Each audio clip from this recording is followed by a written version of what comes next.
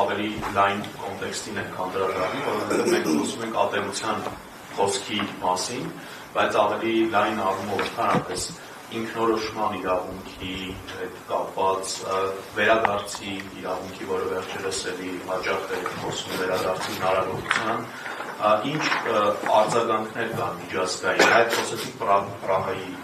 հանդիպման մասին, ի վերջո, երբ որ ասում ենք միջազգային հանրություն, կամ միջազգային հանրությունը այսպես է ճանաչում կամ այնպես է ճանաչում,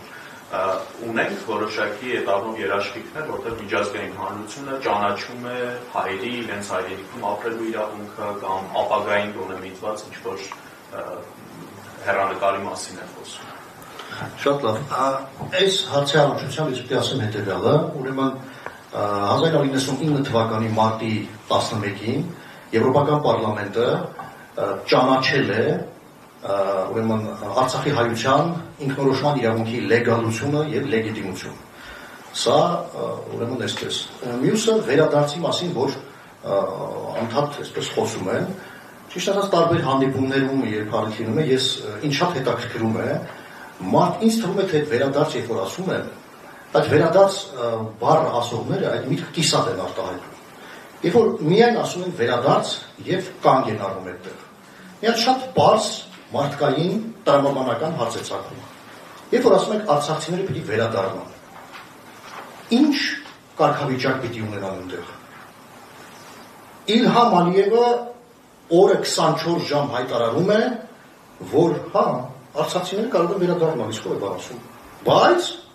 Ադրբեջանի սահմանադրության ներքո պիտի ապրեն։ Այդ մարդը իր թեզը ընդունելի է մեզ համար, վատ է, լավ է, ասում է հստակ։ Մեր կողմից, ինչպես որ նախորդ 35 տարիների ընթացքում վարվել է անհասկանալի, պարտվողական, թույլ, զիջողական քաղաքականություն, շարունակվում է իրականացվել։ Ի հեճուկս նրա, որ հայկական կողմը իր դիվանագիտական թղթածրարում ունի շատ ավելի զորեր փաստեր ու փաստարկներ։ Վերադարձի առումով միջազգային հանրության մոտեցումը որն է։ Ուրեմն 2022 թվականի փետրվարի 8-ին եւ 2022 թվականի հունիսի փետրվարի 17-ին եւ հունիսի 8-ին Եվրոպական պարլամենտը ընդունել է երկու բանաձև, որտեղ արձանագրել է, որ առաջինը կոնֆլիկտը կարգավորված չէ, երկրորդ ԵԱՀԿ Մինսկի խումբը մնում է այս հակամարտության կարգավորման միջազգայինորեն ճանաչված միակ ձևաչափը եւ կոչ է արել վերադառնալ իր միջնորդական դերին։ Մյուսը 2023 թվականի հոկտեմբերի 12-ին Եվրոպայի խորհրդի խորհրդանական վեհաժողովը ընդունել է բանաձև հումանիտար իրավիճակը Լեռնային Ղարաբաղում։ Իշարած բազմաթիվ հայանպաստ ձևակերպումների, որից Ադրբեջանի վարչակազմը հիստերիայի մեջ ընկավ, այնտեղ կար նաև մի շատ կարևոր շեշտադրում։ Ուժի կիրառման հետևանքով Արցախի հայության բռնագաղթը իր նախնիների հայրենիքից չպետք է համարվի որպես նոր իրականություն։ Ես գրեթե բառացի մեջ բերեցի այդ բանաձևից։ Միջազգային հանրության անդամ առանձին երկրները նույնպես համարում են, որ կոնֆլիկտը չի կարգավորվել եւ նաեւ որ Արցախի հայությունը պիտի վերադառնա իր հայրենիք։ Ում մասին է խոսքը։ Մասնավորապես 2024 թվականի դեկտեմբեր ամսին Շվեյցարիայի համադաշնության օրենսդիր մարմնի ստորին պալատը, իսկ 2025 թվականի մարտ ամսին Շվեյցարիայի համադաշնության պարլամենտի վերին պալատը ընդունել են համապատասխան բանաձևեր։ Բայց գիտեք ինչ, ես նաև ուզում եմ այս ամենի հետ միաժամանակ ասել հետևյալը։ Բանաձևեր, բայց այդ բանաձևերը խոսեցնել, ծառայեցնելը ոչ շվեյցարացին, ոչ ռուսը, ոչ ամերիկացին, ոչ որևէ ազգ, որևէ պետություն մեզ համար չի անել։ Մենք պիտի գիտակցենք, որ այդ ամենը պիտի կապիտալիզացնենք, այսինքն միջազգային իրավական ակտերը, որոնք ընդունվում են իշահ մեզ, մենք ինքներս։ Բայց այսօր Հայաստանի վարչակազմը վարում է բաց արցախատիաց քաղաքականություն։ Հիմա այս վարչակազմը ինչպես կարող է այս բանաձևերը ծառայեցնել իշահ Արցախի հայության վերադարձին։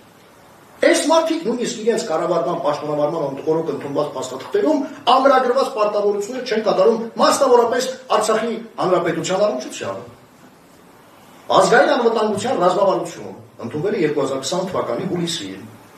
Քաղաքացիական պայմանագիր կուսակցության նախընտրական ծրագիր, որը հիմք է հանդիսացել կառավարության 21-ից 26 թվականների ուրեմն գործունեության ծրագիրը մշակելու համար։ Այս մարդիկ սրանցից հրաժարվել են։ Իսկ ինչ վերաբերում է հաջորդ ապագա վարչակազմին, ես կրկնում եմ, ապագա վարչակազմերը պիտի թոթափեն նախորդ 35 տարիների, ըստ որում թե Արցախի հանրապետության եւ թե Հայաստանի հանրապետության բոլոր վարչակազմերի վախվորած թույլ քաղաքականության այսպես վարման այս մտայնությունը։ Մա ինչ պետք է անել դրա համար, օրինակ արմատական առումով, որը կարող է լինել օգտակար քայլ, որ մինչև հիմա չի արվել եւ բազմաթիվ առիթներ է Հայաստանը ունեցել դրա համար։ Ես խորապես համոզված եմ, ես առիթ ունեցել եմ իմ հրապարակային խոսքում ասելու եւ հիմա առիթ օգտագործելու կրկնում եմ։ Հայաստանի հանրապետությունը պիտի ճանաչեր Արցախի հանրապետության անկախությունը։ Բայց չի ճանաչել։ Հիանալի 6 առնվազն 6 հիանալի հնարավորություններ ունենալով։ Հիմա մենք ումից ենք դժգոհում։ Ռուսաստանը այսպես արեց, Ամերիկան այսպես խոսեց, Մակրոնը այնպես արեց։ Եվ ամբողջ աշխարհը ոմես պարտք չի վերջի վերջո։ Տեսեք, ես իմ արտաքին քաղաքական կողմնորոշման առումով հուսամետ չեմ, բայց ռուս-ուկրաինական պատերազմի եւ այս կոնֆլիկտի հետ եթե զուգահեռ տանենք, ինչ արեց Ռուսաստանի նախագահը։ Շատ հանգիստ ճանաչեց Ղրիմը, Լուգանսկը, Դոնեցկը, Խերսոնը, Զապորոժիեն։ Անցկացրեց այնտեղ հանրակրվի միացրեց Ռուսաստանին։ Վերջացավ։ Այդ հող այնտեղ Շարլ Միշելն էլ, Ուրսուլա ֆոն դեր Լայենն էլ, ինչքան ուզում եք խոսել։ Այսօր կան չկա, վաղ չկա։ 2022 թվականի հոկտեմբերին Պրահայում Արցախը ճանաչեց Ադրբեջանի կազմում Շարլ Միշելի միջնորդությամբ։ Հիմա Շարլ Միշելը որտեղ է գա Արցախի հայության ցավին դարման լինի։ Տուն տեղ կորցրած, ամեն ինչ կորցրած, մարդիկ խաղաղ պայմաններում ուղղակի կաթվածից մահանում է։ Դուք ինքներդ էլ դա շատ լավ գիտեք։ Բազմաթիվ Արցախի մեր հայրենակիցներ ուղղակի մահանում են։ Սրտի կանգեր են ունենում մարդիկ, չեն կարողանում դիմանալ այս վիճակին։ Եվ սա դիմանալու վիճակ չէ։ Հիմա որտեղ են այդ Շարլ Միշելները։ Վաղն էլ չեն լինելու, մյուսում էլ չեն լինելու։ Քանի մենք չենք իրականացրել այն ինչ որ բխում է մեր շահերից։ Իսկ դրա համար պիտի ունենալ հայրենատեր վարչակազմ։